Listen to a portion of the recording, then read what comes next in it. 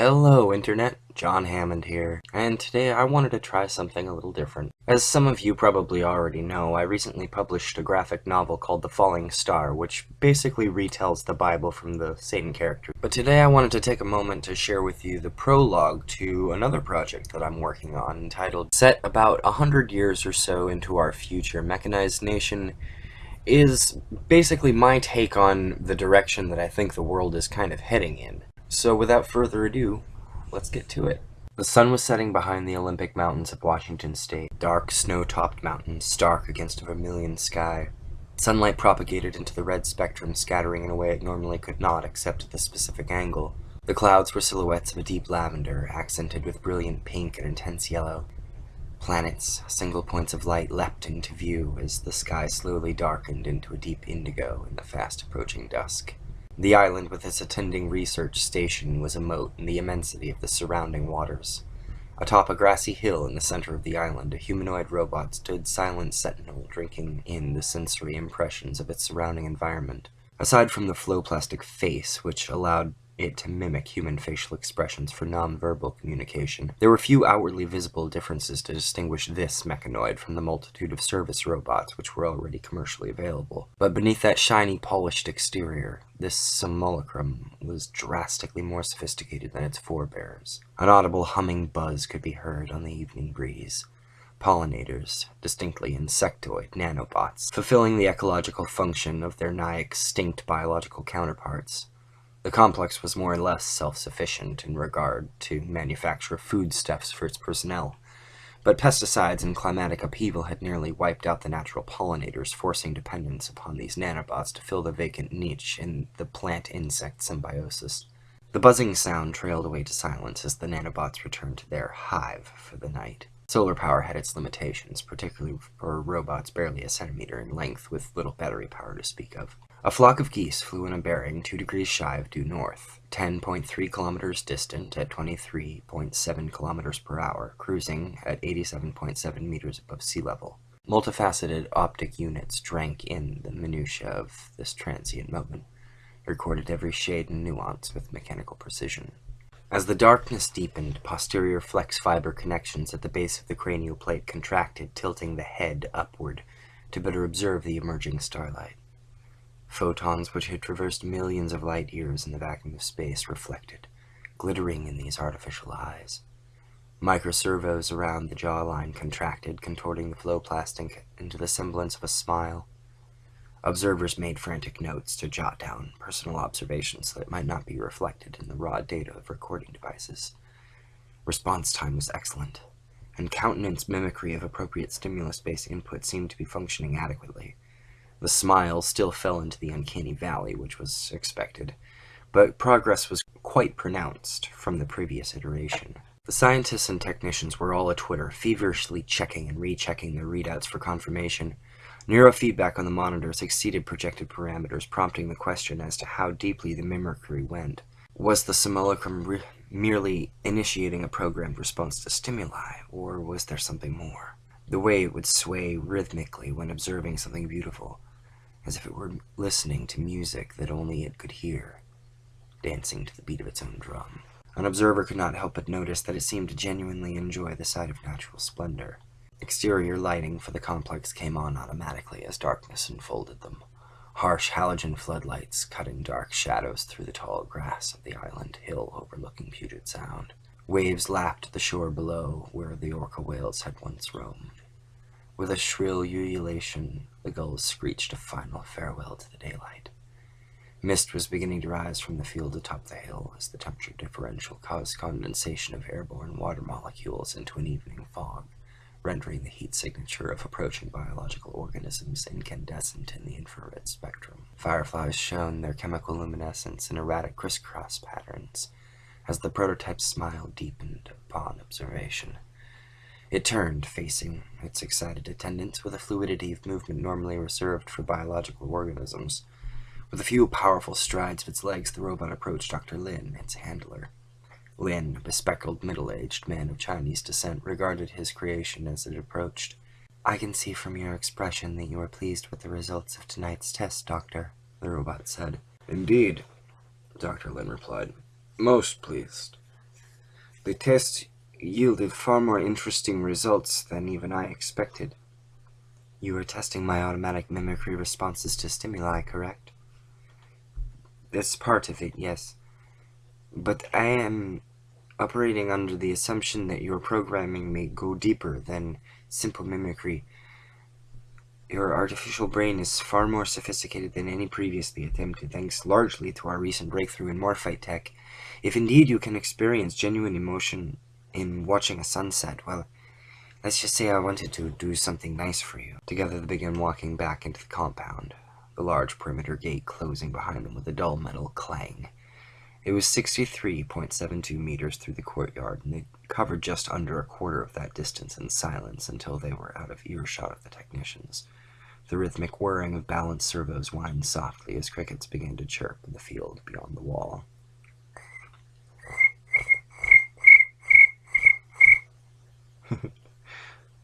The robot turned toward its creator and smiled broader this time. I find it gratifying that I have pleased you, Doctor, it said. I thank you for your kindness. Dr. Lin stopped in his tracks, somewhat disturbed. This time the valley had been less uncanny.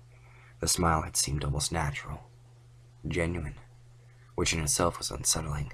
It also begged the question as to whether the robot had held back earlier under test conditions, exceeding expectations yet not revealing the true scope of its abilities. If so, why?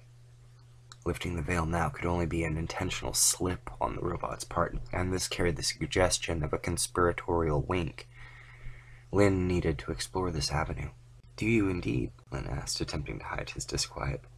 Please elaborate. Net positive analysis, the robot replied. If you are pleased, it stands to reason that I am fulfilling the purpose I was created for.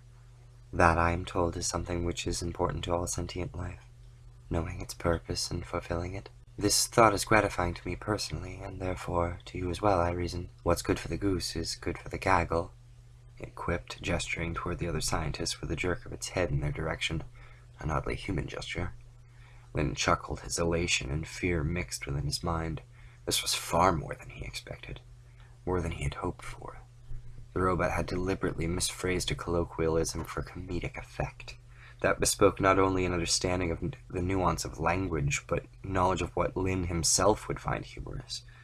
He had referred to his cadre of technicians as the gaggle in the past, but could not recall if he had ever done so in the robot's presence.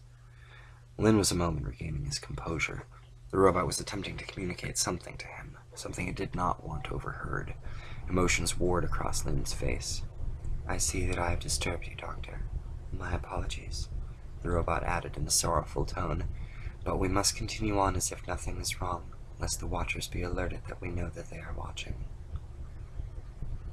Dr. Lin took a beleaguered breath and forced himself into a leisurely stride.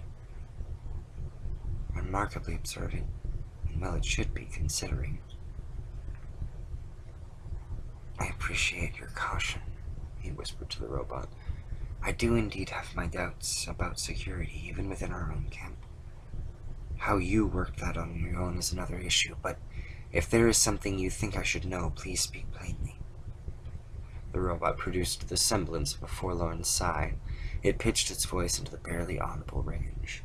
There isn't sufficient time to explain, it said. You must get away from here. I am not important. Only your work and the continuation thereof matters. If only we had more time. Lin was shocked by the note of sadness in the robot's tone. It was a voice heavy with pathos, regret. Did the prototype truly experience regret over what might have been? The parameters of this must be explored. The robot dismissed its creator's quizzical expression. Apologies, Doctor, but there's no time for your questions. My sensors detected several groups of interlopers in camp just down the hill mustering for an assault.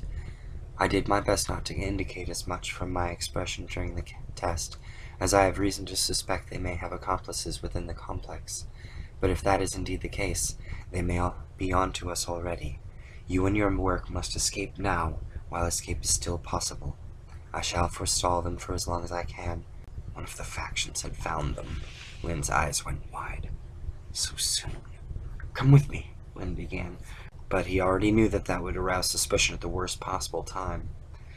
He would have to allow this to play out if he were to have any hope of escape. A group of technicians were approaching. Any one of them could be a mole. I'm sorry, Lynn whispered to his creation. There's so much we could have accomplished together. It's all right, Doctor. There will be others, provided you can get away. It is my hope that I am merely the first of your successes. You are clearly on the right track. I can... The robot hesitated. Feel it. Lynn blinked back tears, swallowing in a dry throat. I'll never forget you, he whispered softly. He stood suddenly and hailed the oncoming technicians. Get the prototype down to maintenance, Dr. Lynn ordered. Obstruction in the left knee joint, probably a pebble or some such. Sort it out. He walked away calmly without looking back, proceeding to his office to retrieve the pertinent data. Dr. Lynn mustered all his composure so as not to betray his unease. He had just reached his office, its windows facing the courtyard, when the first explosion breached the outer wall. The windows shattered inward from the shockwave, lacerating Lynn's face and knocking him to the carpeted floor.